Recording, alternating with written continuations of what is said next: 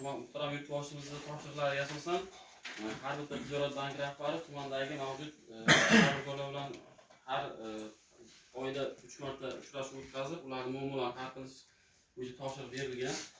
Shu munosabat bilan bizda ham reja grafikka asosan qonun filiali ham tadbirkorlar bilan uchrashuv o'tkazish kerak. Shu uchrashuv bo'yicha mana bugun yig'ilishyapmiz.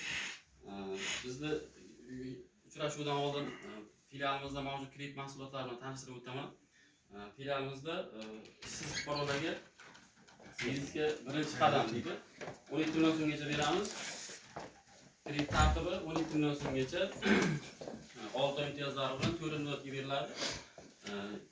Ishsiz bo'lgan erkak kishilarga 25% dan, ayollarga imtiyoz bor, 2% past stavkada 23% dan beriladi. Xuddi shunday mahalla loyihasi degan kreditimiz bor, 50 million so'mgacha o'zimiz band qilgan fuqarolarga 50 million so'mgacha beriladi 5 yil muddatga. Bunda ham xuddi erkak kishilarga 25% dan, ayollarga 2% imtiyoz bor, ya'ni 2% past stavka 23% dan beriladi. Bundan tashqari 312 sonli qarorga asosan kreditimiz bor, 100 million so'mgacha beriladi. Bunda ham ayollarga tumanimiz toifasidan kelib foiz stavkasi belgilangan. Tumanimiz 4-toifadagi tuman bo'lgani uchun 20% dan beriladi 7 yil muddatga. Imtiyoz davri bor. Bunda xotin-qizlarga 2% past stavkada 18% dan ajratiladi.